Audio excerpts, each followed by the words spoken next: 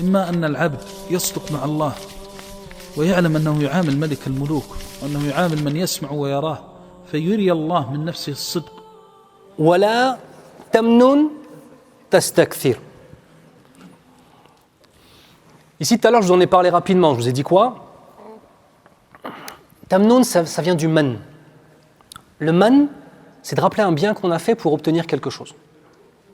D'accord? Le man, le pire des man qu'on puisse avoir, c'est, Allah Azza wa Jalla en parle dans le Coran al-Karim, et c'est vis-à-vis de certains convertis à l'islam. Il dit, يَمُنُّونَ عَلَيْكَ أَنْ أَسْلَمُوا قُلْ لَا تَمُنُّوا عَلَيَّ إِسْلَامَكُمْ بَلِ اللَّهُ يَمُنُّ عَلَيْكُمْ أَنْ هَدَاكُمْ لِلْإِيمَانِ إِن كُنتُمْ صَادِقِينَ. يَمُنُّونَ عَلَيْكَ أَنْ أَسْلَمُوا. Ils te rappellent leur conversion à l'islam comme étant une faveur de leur part.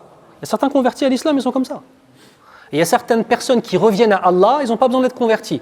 Ils étaient dans le haram, des Arabes, des frères d'Afrique noire, etc. Ils reviennent à Allah et croient qu'en fait on leur doit quelque chose parce qu'ils sont revenus à Allah Azza wa Jal. Oh, faut bien me traiter, moi je suis important. T'es personne, akhi. T'es personne. Yamunnuna alayka an aslamu. Qul, c'est un ordre d'Allah, un ordre divin à son prophète sallallahu alayhi wa sallam. La tamunnu alayya islamakum. Non. Moi, ne me rappelle pas le fait que tu sois revenu à Allah Azza wa Jal comme étant une faveur de ta part envers moi. J'ai pas besoin de te courtiser, moi. Ne me rappelle pas ta conversion à l'islam comme étant une faveur de ta part pour la Ummah islamiyya. Parce qu'Allah Azza wa Jal n'a besoin de personne. Regarde. Balillah yamunnu alaykum an hadakum lil iman in kuntum sadiqin. Mais Allah Azza wa Jal, lui, il vous rappelle lui-même qu'il vous a guidé vers la foi. Et que c'est à lui qu'on doit dire merci. Et ce n'est pas à celui qui vient à la mosquée à qui on doit dire merci. In kuntum sadiqin. Donc le man, il est illicite. Pas tous les man. Il y a un man qui est autorisé. Et ça, il y a des gens qui, justement, je me permets de vous le dire parce que c'est une confusion qu'il y a souvent dans la tête des gens. Ils se disent que rappeler un bienfait qu'on a fait à quelqu'un, c'est illicite. Ma huwa al-hadith? Fatubtilu a'malakum. Ne rappelez pas vos bonnes actions aux gens, ou sinon vos actions vont être annulées. C'est vrai. Mais il y a un men qui est autorisé. Celui des parents envers leurs enfants. Un père ou une mère qui dit à son fils ou à sa fille « Je t'ai nourri pendant toutes ces années, tu me dois le respect », il ne va pas perdre la récompense de tout ce qu'il a fait. C'est un men jaiz. Il a le droit de le faire. Une personne que tu as aidée dans la difficulté, tu lui as prêté de l'argent, tu étais là, c'était ton ami, etc. Et ensuite il te trahit, tu as le droit au moment où il te trahit de dire « Mais j'ai fait ça pour toi, comment est-ce que tu peux me trahir ?» Tu as le droit de le faire. Hada man jaiz. Le men qui est la yajuz, qui est interdit, c'est lequel? C'est le même ami que j'ai aidé là. Il travaille dans une administration. J'ai besoin de rématriculer une voiture plus rapidement. Je l'appelle, je lui dis « Aide-moi s'il te plaît, ça met du temps chez vous ou pas ?» Non? Ah, França, non, ça met plus de temps maintenant. Bon, oui.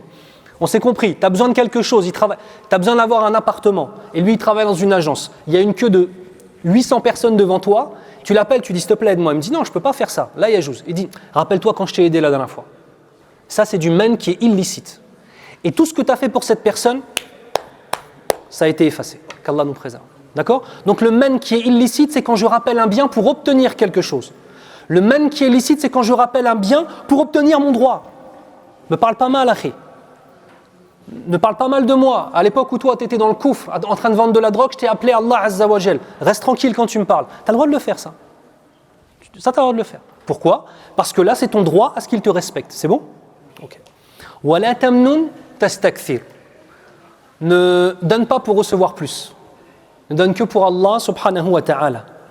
Et on finit sur le verset Wali rabbika fasbir. Regardez. Pour ceux qui ont fait le nahou. Wali rabbika fasbir. Ici, li rabbika, c'est un shibhu jumla. Fasbir li rabbika, c'est ça le asl. On devrait avoir dans la langue arabe. Fasbir li rabbika. D'accord? Sauf qu'Allah Azza wa Jal a mis Wali rabbika fasbir. Il a inversé ici. Dans la langue arabe, en fait, quand tu inverses quelque chose, ça veut toujours dire quelque chose. Je vais vous donner un exemple.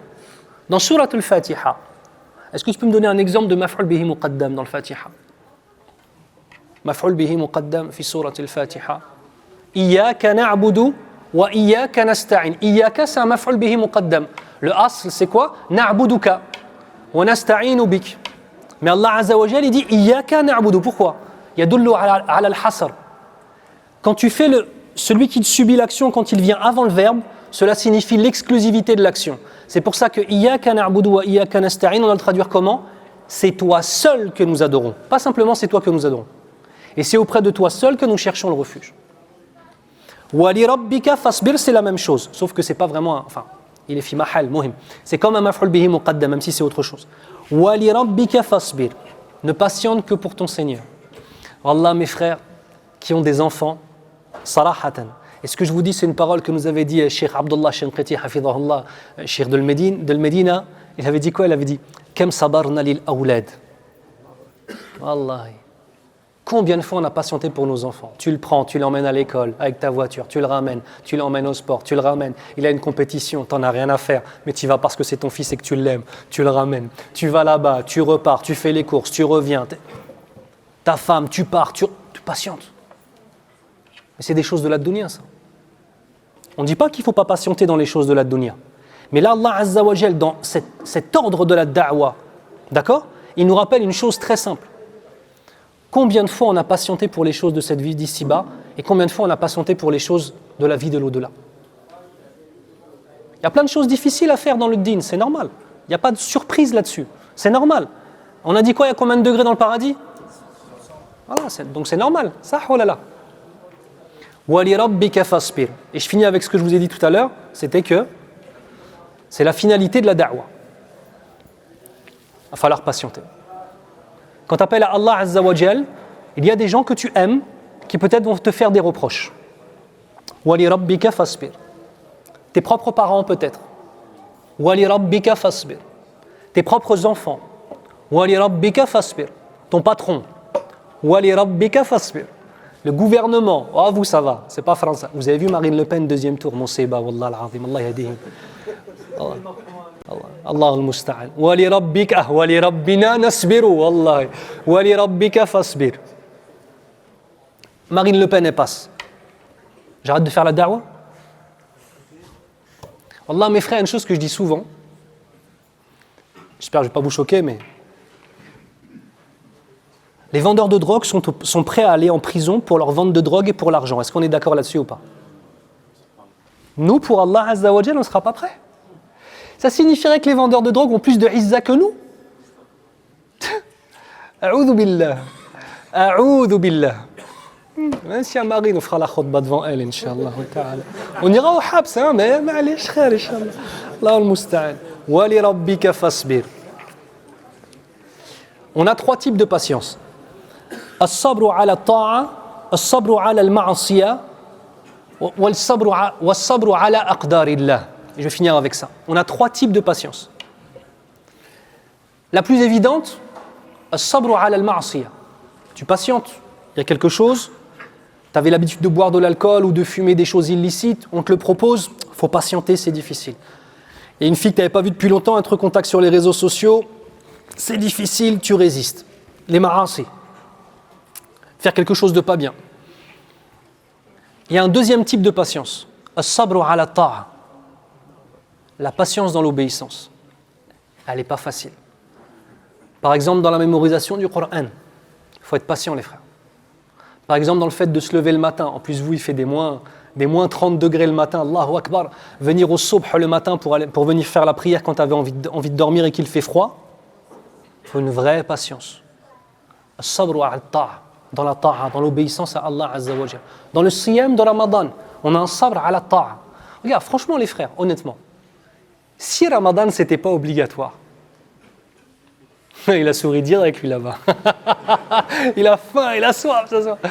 Si Ramadan c'était pas obligatoire, combien de personnes le feraient? Il y en aurait, bien sûr, alhamdoulilah. Regardez, lundi et jeudi c'est pas obligatoire, qui le fait? Vous voyez? Les 3 jours de la pleine lune c'est pas obligatoire, qui le fait? Siyam Daoud alayhi salam, c'est pas obligatoire, qui le fait? Regardez, Allah Azza wa Jal, par sa miséricorde, il a fait quoi?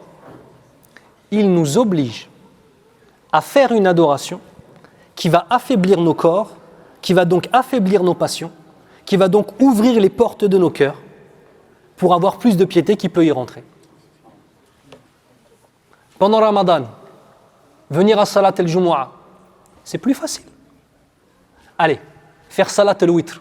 Je sais, il y a beaucoup de gens qui font sauter Salat al-Witr. On ne va pas se mentir. Il y en a plein qui font sauter Salat al-Witr. C'est plus facile de faire le Witr. de faire des prières surérogatoires, de venir à un dars. Peut-être que si là j'étais venu en dehors de Ramadan, il y aurait la moitié des gens qui sont là, peut-être, Allahu a'lam. Wa li rabbika fasbir. Et on demande à Allah Azza wa Jal de nous accorder la patience. Et le troisième type de patience, c'est le sabr ala aqdarillah, le sabr vis-à-vis de la prédestination d'Allah Azza wa Jal, afin de pouvoir être radin. قال النبي صلى الله عليه وسلم من رضي بالله ربا وبالإسلام دينا وبمحمد رسولا صلى الله عليه وسلم وجبت له الجنة. الله أكبر. Vous avez le droit de dire Allahu Akbar ici, on n'a plus le droit en France. Vous avez le droit. Allahu Akbar. En France, on n'a plus le droit de le dire. Allah al-Musta'an. Wajabat lahul jannah. Celui qui est réellement satisfait d'Allah comme Seigneur, celui qui est réellement satisfait de l'islam comme dîn, et qui est réellement satisfait de Muhammad sallallahu alayhi wa sallam comme messager, le paradis lui est donné par obligation. Être satisfait d'Allah comme Seigneur, ça signifie quoi? Accepter la prédestination d'Allah. Voilà ce que ça signifie. Écoutez bien, être satisfait de l'islam comme dîn, tout ce qu'Allah a rendu obligatoire, on l'aime, et ce qu'Allah a rendu détestable ou illicite, on le déteste. Ça signifie on n'est pas dans le degré simplement où j'ai envie de le faire et je ne le fais pas. J'ai compris qu'Allah a rendu cette chose illicite, c'est une chose qui est sale et ça me dégoûte. Voilà le sens de celui-ci. Sinon on irait tous au paradis directement, c'est vrai ou pas? Et le dernier, wa bi Muhammadin Rasul sallallahu alayhi wa sallam, c'est prendre sa vie et la mettre dans la nôtre. On prend sa vie, on la met dans notre vie. J'espère en tout cas que ces quelques paroles auront pu créer un certain lien, Inch'Allah, avec le début de Surat al-Muddathir, Ya Rabbal Alamin. J'ai juste un conseil à vous donner, s'il vous plaît, Barakallahu fikum. Souvent, on a l'habitude, quand un dar se finit, voilà, on se lève, on parle, etc. Prenez un peu de temps pour réfléchir à ce qui a été dit. En fait, on a entendu combien de fois des conférences? On a assisté à combien de khutbahs du Jumu'ah? On a lu combien de livres dans notre vie? Qu'est-ce qu'il en reste dans nos esprits? Moi, je vous donne une règle que j'essaie de faire. Chaque fois que j'assiste à un dars avec les mashaykh, c'est qu'à la fin du dars, je me pose 5 minutes, 10 minutes, je réfléchis. Il a dit quoi? Bon, nous, on est des étudiants en sciences, donc on prend des notes, mais je relis mes notes, j'essaie de voir qu'est-ce qu'il a dit, pourquoi il a dit ça. Comment est-ce que je vais transformer ça dans mon existence? Comment je vais faire ci? Comment je vais faire ça? Il faut prendre du temps, mes frères. En plus, le Maghrib, c'est bientôt, là, c'est dans combien de temps? 16 minutes. Vous avez 16 minutes devant vous, mashallah, avant l'iftar. Il y a un repas, ils ont prévu un repas, c'est ça? Ils ont prévu un repas? Oui, ça va, je n'ai pas fait une catastrophe. Ils ont prévu un repas, alhamdoulilah. Vous avez un petit peu de temps, prenez le temps. C'est très important cette notion-là. Quand on a entendu des paroles, mes frères, wallahi, la première des choses à faire, c'est pas de discuter ensemble. La première chose à faire, c'est essayer de voir ce qui a été dit, est-ce qu'il y a des choses qui me touchent, est-ce qu'il y a des choses qui parlent de moi, est-ce que j'ai des choses à améliorer en moi, et comment je vais faire pour les améliorer, Inch'Allah ta'ala. Voilà. فنسأل الله سبحانه وتعالى الحي القيوم الذي لم يلد ولم يولد أن يرفعنا درجة في جنته يا رب العالمين. On demande à Allah subhanahu wa ta'ala, l'éternel, celui qui n'a besoin de personne alors que tout le monde a besoin de lui, celui qui n'a pas engendré et qui n'a pas été engendré, qu'il nous élève, qu'il élève les degrés de notre foi et qu'il nous élève vers lui, ya Rabbal Alamin. ونسأله سبحانه وتعالى أن يطهر قلوبنا يا رب العالمين. Et on lui demande à ce qu'il purifie nos cœurs, ya Rabbal Alamin. وأن يجعل القرآن ربيع قلوبنا. Et qu'il fasse du Coran le printemps de nos cœurs, ya Rabbal Alamin. وأن يجعلنا من أهل القرآن يا رب العالمين. Et qu'il fasse de nous des hommes et des femmes qui font partie des familiers du Coran, ya Rabbal Alamin. نسأله سبحانه وتعالى أن يستخدمنا في دعوته في الدعوة إليه عفوا في الدعوة إليه. Demande à Allah Azza wa Jal qu'il fasse de nous des outils dans l'appel à Allah Azza wa Jal pour Allah subhanahu wa ta'ala. ونسأله أن يطهر قلوبنا ونفوسنا يا رب العالمين. Et on demande à Allah de purifier nos cœurs et de purifier nos âmes. وأن يتقبل منا أعمالنا من الصيام والقيام والكلام الطيب يا رب العالمين. Et qu'il accepte nos bonnes actions parmi le siyam, donc le fait de jeûner, parmi le fait de le qiyam, le fait de prier la nuit aussi, et toutes nos bonnes actions, ya Rabbal Alamin, et toutes bonnes paroles qu'on dira pendant le mois de Ramadan, ya Rabbal Alamin. اللهم أرنا الحق حقا وارزقنا اتباعه وأرنا الباطل باطلا وارزقنا اجتنابه On demande à Allah de nous montrer le vrai comme étant le vrai et de nous accorder l'honneur de le suivre et de nous montrer le faux comme étant le faux et de faire en sorte qu'on le délaisse ya Rabbal Alamin. سبحانك اللهم وبحمدك أشهد أن لا إله إلا أنت أستغفرك الله وأتوب إليك وبارك الله فيكم